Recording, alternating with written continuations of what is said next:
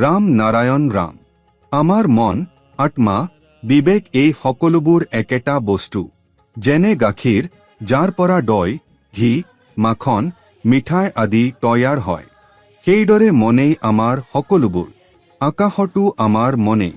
মন এটা অতি শক্তিশালী বস্তু, চুম্বকৰ পৰা বেছি শক্তিশালী।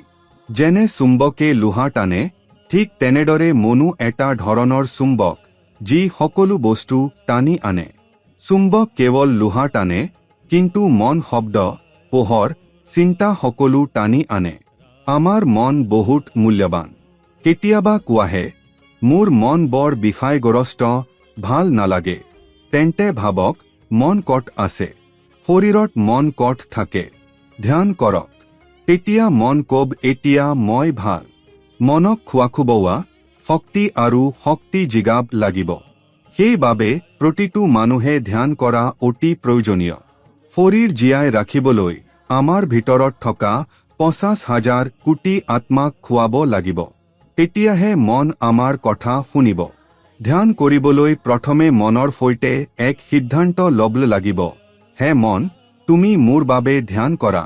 ধ্যানৰ দ্বাৰা বহু চিন্তা, দুশ্চিন্তা, সংশয়, সংকোচ আঁতৰ হয়। ধ্যানত উৎপন্ন শব্দেই জীৱনৰ পথ দেখুৱায়। আজিকালি প্ৰতিটো মানুহে ৰাম নাৰায়ণ ৰামৰ জপ কৰাৰ প্ৰয়োজন আছে। এই বীজ মন্ত্ৰ সম্পূৰ্ণ। যদি আপোনাৰ জীৱন উন্নত কৰিব বিচাৰে, তেন্তে এই বীজ মন্ত্ৰৰ সৈতে তৎকাল যুক্ত হওক আৰু আপোনাৰ লগতে সমাজৰো কল্যাণ কৰক। ধ্যান আপোনাৰ জীৱনত বৃহৎ আৰু সুন্দৰ পৰিৱৰ্তন অনা আৰম্ভ কৰে। আজিৰ সমাজত মানুহ সহজে বিষণ্ণতা, টেনচন আৰু চাপৰ শিকাৰ হয়। সেইকাৰণে সকলোৰে উচিত ধ্যানৰ সহায় লোৱা। ইয়াৰ দ্বাৰা ইন্দ্ৰিয়ৰ ওপৰত নিয়ন্ত্ৰণ আহে, মগজু স্থিৰ হয়। জীৱনত সঠিক সিদ্ধান্ত ল'ব পৰা যায়। ধ্যানৰ দ্বাৰা ব্যক্তিত্ব বিকাশ পায়, নেতৃত্বৰ গুণ বৃদ্ধি পায়, নাগৰিকৰ দায়িত্ব আৰু সমাজ সেৱাৰ ভাবো জন্ম লয়। আপোনাৰ মনোবিবেকে যেতিয়া ধ্যান কৰিবলৈ ক'ব, তেতিয়াহে ধ্যান আৰম্ভ কৰক। জীৱনত যিকোনো কাম কৰক, আপোনাৰ অন্তৰ্নিহিত বিবেক সদায় আপোনাক সঠিক দিশ দেখুৱাব। সেইবাবে সদায় আপোনাৰ বিবেকক শুনক।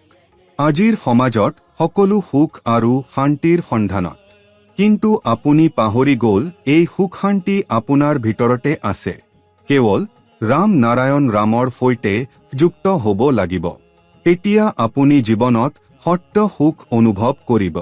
ৰাম নাৰায়ণ ৰামৰ জপে আপোনাৰ চেতনা আৰু বিবেক জগাই তুলিব। আপুনি সঠিক আৰু ভুলৰ পাৰ্থক্য চিনিব পাৰে। আপুনি যিকোনো সময়তে এই জপ কৰিব পাৰে।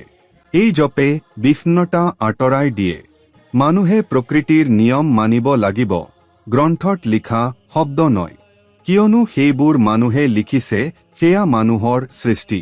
ঈশ্বৰৰ বাস সকলোৰে ভিতৰত, মাটিৰ প্ৰতিটো কণাত, বতাহত, পানীত, সকলো ঠাইতে।